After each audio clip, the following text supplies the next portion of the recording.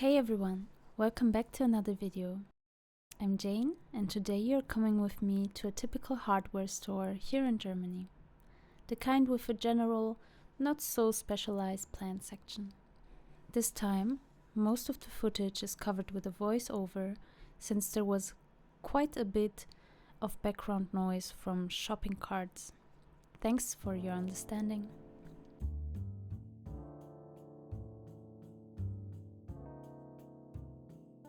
There was a surprisingly wide range of plants available. In this video, I'll be focusing on the ones that personally caught my eye. So apologies if not every single plant is shown in detail. This is a Begonia Rex Cultorum Red Heart, priced at 17 euros. It's a hybrid cultivar and its dramatic foliage is what drew me in. A metallic, almost glossy deep purple red in the center, fading into a velvet-like blood red around the edges. Even the petioles are a bold shade of purple, which adds even more depth. The leaf shape is classic Begonia. When you place two leaves side by side, they resemble a heart.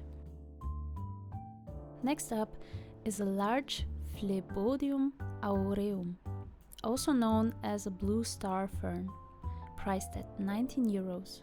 It's sold as a hanging plant, but I think it would look beautiful placed on a high shelf or raised surface. For anyone aiming for a jungle aesthetic, this is a great space filler. I personally appreciate the calming rhythm in the leaf shape, undulating gently toward an elongated tip. Its soft blue-green hue shimmers like dew on shaded foliage, with a silvery undertone.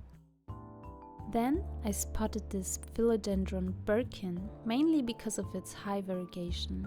This cultivar is quite popular in the plant community, and at 12 euros it's relatively budget-friendly. The contrast between dark green and creamy white creates a structured, eye-catching look in any room. That said, the brown spots you see on this plant are common with variegated leaves. This Asplenium nidus crispy wave really stood out to me. The strong sculptural leaf shape makes you feel like you're underwater. The rich glossy green enhances that moist aquatic vibe. This plant grows from the center out, so when watering, be careful not to let water sit in the crown. For humidity-sensitive plants like this one, I recommend using a humidifier. Now here's another hybrid, Aglaonema commutatum, also known as the White Joy, priced at 16 euros. This one had very few brown spots. Its rounded leaves feel a bit more balanced and inviting than the sharper foliage of the Birkin. The green edging around the leaf gives it a gentle, almost playful character.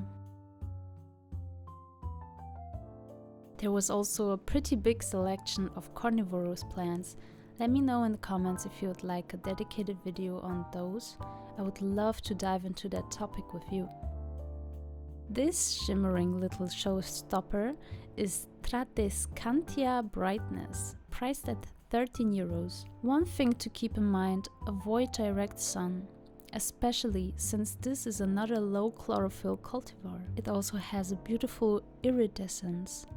I think pairing it with a dark plant pot or even a matte black decor item nearby could create a luxurious contrast.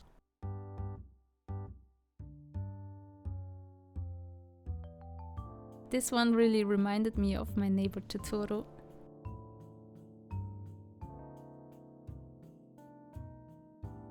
Here we have a Philodendron Fun Bun, also known as Taumatophyllum spruceanum. It's still a young plant, priced at 17 euros, but already shows off its distinctive growth pattern. As the leaf-holding petioles elongate, they eventually form a circular structure. I recommend placing this one lower to the ground. It looks best when viewed from above. One of my personal favorites, Goeppertia kegeljanii, kegeljanii network, formerly known as a Calathea mosaica network. This one was 14 euros. The name network comes from the intricate boxy pattern on the leaves. It brings both a structured and exotic touch to any indoor space.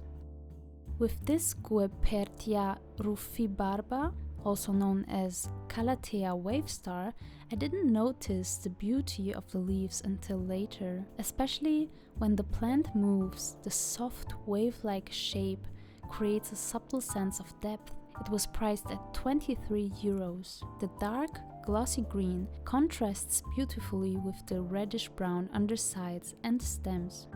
It's honestly become one of my new favorites.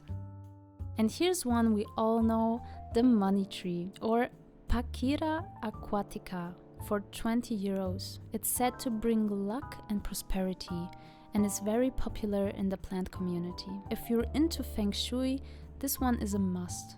It symbolizes positive energy. The large, shiny leaves and tall stems give it a light tropical vibe. There's something genuinely uplifting and peaceful about this presence. Do you feel the same? Next is a Platycerium bifurcatum, or Staghorn Fern, just for 8 euros. In Germany, these aren't very common, and you rarely see them mounted on wood, which is actually a traditional and beautiful way to display them. If you're watching from elsewhere in Europe, let me know if mountain staghorns are popular where you live. So here's what I ended up getting. First, the Aglaonema White Joy, my first white cultivar in the collection. I'm really excited to see how it does. I love the soft round shape of its leaves and their subtle color palette. The bottom two leaves might not last long, but there are plenty of new shoots, so I'm not too worried.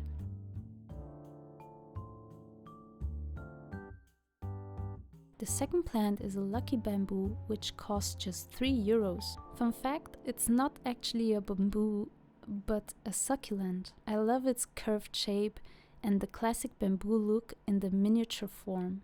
Hey guys! So right now I'm repotting the plants I just bought. So I'm starting with the plant that is still in its container from the shop. And first I check if there are any pesticides or something like spider mites or something like that. And if the leaves are looking good and healthy, as well as the stems and underneath the leaves, I will then start to loosen up the soil. And I have here akedama, the bigger pot in which the plant will go inside, some stones and more soil mixed with akedama. I have already prepared a larger container with some stones on the bottom and soil mixed with akedama inside.